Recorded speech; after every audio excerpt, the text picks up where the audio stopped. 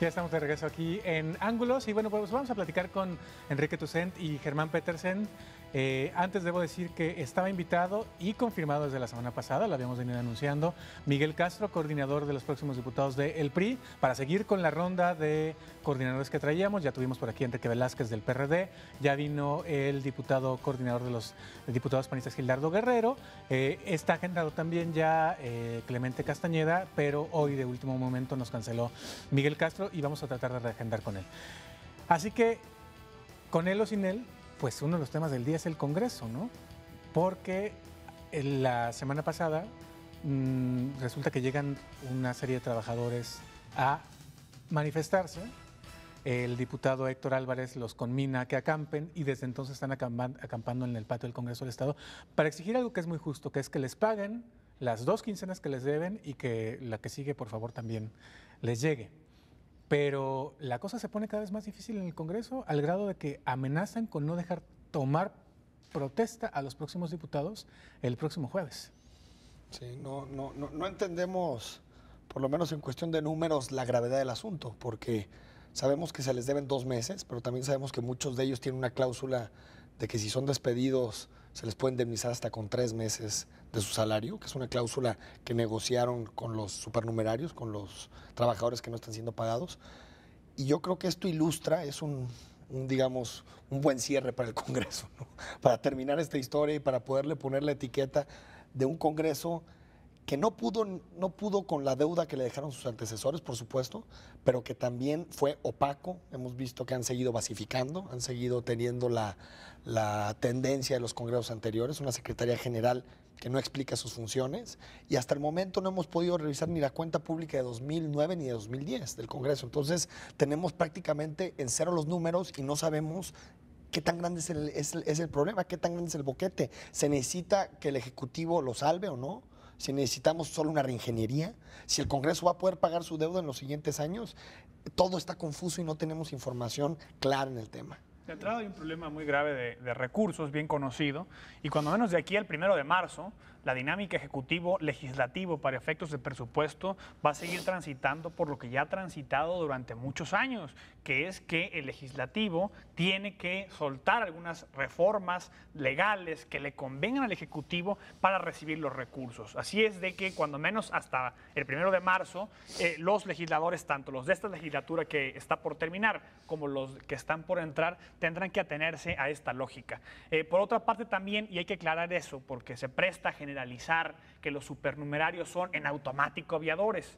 Y esto no es así. Hay muchos supernumerarios que han sido contratados durante muchos años en el Congreso, contrato tras contrato, y que tristemente tienen situaciones laborales muy precarias, situaciones contractuales muy, digamos, inestables, y que hoy amenazan con dejarlos en la calle después de que han estado mucho tiempo ahí. Por supuesto que también entre esa misma masa de supernumerarios hay, por supuesto, los famosos aviadores. Y no extraña que el PAN sea quien más, y sobre todo el diputado célebre por polémico y no precisamente por buen legislador, el diputado Héctor Álvarez, sea quien más defiende esto, ¿no? Sea quien más defiende esto, porque el PAN tiene un problema muy grave, muy delicado de acomodo burocrático de sus cuadros.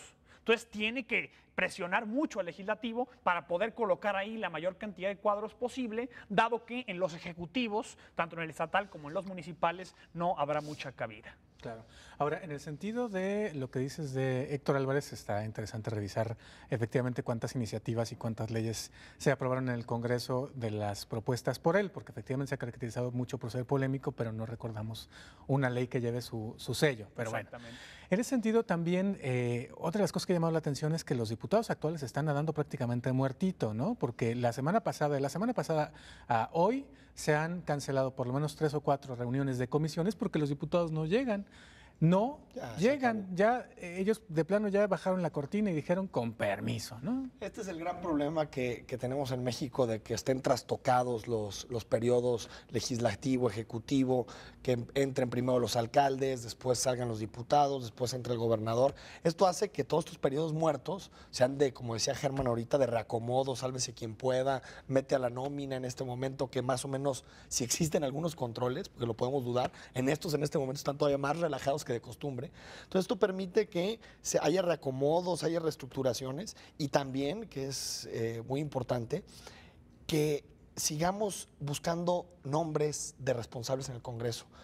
Siempre el escudo fueron los diputados, ¿no? Los 39 diputados, y parece que también de pronto entre los diputados existe una suerte de, ¿qué será?, de espíritu de gremio, si le podemos decir, en el sentido de que se defienden, nadie quiere decir nombres, nunca salen estas complicidades, y lo que necesita la siguiente legislatura, creo que tú lo preguntabas cuando vino Enrique Velázquez el lunes pasado, es primero desmarcarse. ¿Y cómo te desmarcas? Con nombres específicos, tanto de la legislatura 58 como de la legislatura 59.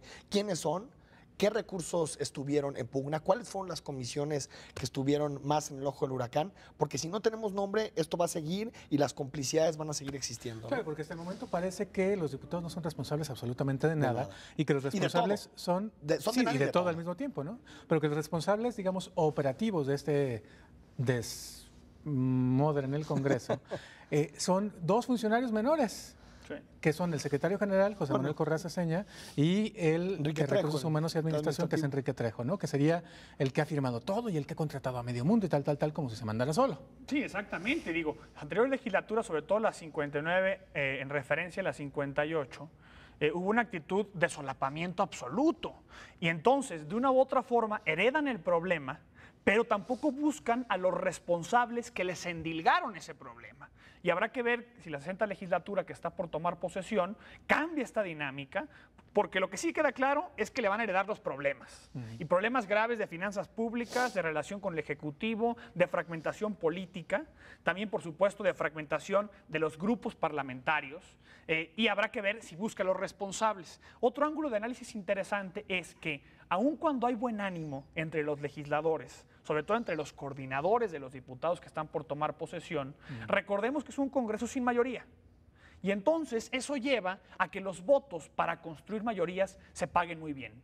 Y se paguen, no me refiero necesariamente en términos económicos, aunque también pudiera ser, sino en términos políticos. Es decir, los votos para construir la mayoría de diputados valen muchísimo, porque son indispensables para aprobar las reformas. Claro. Fíjate, perdón, Ricardo, un tema que deberíamos estar discutiendo es, yo creo que en la sociedad, y esto no es caso específico de México, pero se está generando en Jalisco una retórica antilegislativa, que yo creo que no nos beneficia en nada, porque lo que pasó durante muchos años es que el legislativo fue un mero observador de lo que hacía el Ejecutivo y lo que hacía era palomear básicamente lo que mandaba el Ejecutivo en los tiempos del PRI absoluto. Claro. O formalizarlo. O formalizarlo. La ley que el presidente mandaba y ellos nada más la aprobaban. Entonces puede ser, y hay siempre una tentación, de que el Ejecutivo aproveche este entorno que no es favorable para el Legislativo para poder ponerlo contra la pared, dejarlo con pocos recursos y que no cumpla sus funciones. Por eso creo que el debate sobre el Legislativo tiene que ser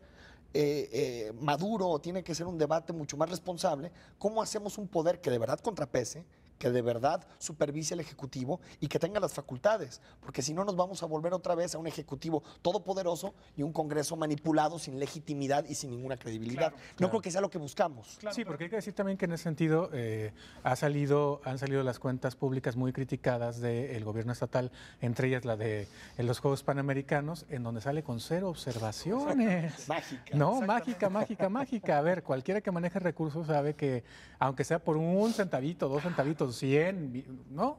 Hay observaciones y es normal que las haya y también es normal que se solventen o que se expliquen, ¿no? Pero que salgan planchaditas las cuentas públicas del gobierno estatal, justamente cuando ahora están estirando la manita a los diputados para pedir más recursos, no deja de ser muy sospechoso, ¿no? Pero por supuesto que ahí también tenemos un reto grave de diseño constitucional, que es el siguiente. Es muy claro que el contrapeso del Ejecutivo es el Legislativo, y por supuesto que hay deficiencias graves en la manera en que hace contrapeso, pero sí es un contrapeso el Legislativo para el Ejecutivo. Sin embargo, ¿cuál es el contrapeso del Legislativo? No, en términos presupuestarios, por supuesto que el Ejecutivo, que es quien le tiende la mano, sobre todo en la dinámica que se ha instaurado en Jalisco. Sin embargo, para efectos, por ejemplo, de auditoría de sus cuentas públicas, para efectos de dispendio, para efectos de cuestiones laborales como las basificaciones famosas y los supernumerarios, ¿quién contrapesa al Legislativo? En Jalisco parece que en lugar de tener un señor feudal, como dicen los de la revista Nexos, de los gobernadores, tenemos 39 en los legisladores y nadie los contrapesa. Entonces es un reto cómo le hacemos para mejorar la representación y al mismo tiempo generarle contrapesos institucionales y también sociales al legislativo. Porque el auditor, que sería su contrapeso, es elegido por ellos. Además. Y aparte sus cuentas son palomeadas por ellos. Claro. Sí, no, estamos ahora sí que en el peor de los En el mundos, peor, ¿no? Porque también en muchos sentidos hay una paradoja en el Congreso del Estado. Aprueban una ley que era ejemplo a nivel nacional de transparencia que ellos no siguen, ¿no? Exactamente. Y la nueva, a ver si la siguen. Vamos a una pausa, después de la pausa seguiremos platicando acerca de este asunto del Congreso y hablaremos también de la muerte de un panista muy destacado, un prohombre de los pocos que quedaban, aunque la sorpresa, y lo descubriremos después de la pausa, es que desde antes de que yo naciera ya ni era panista. Regresamos.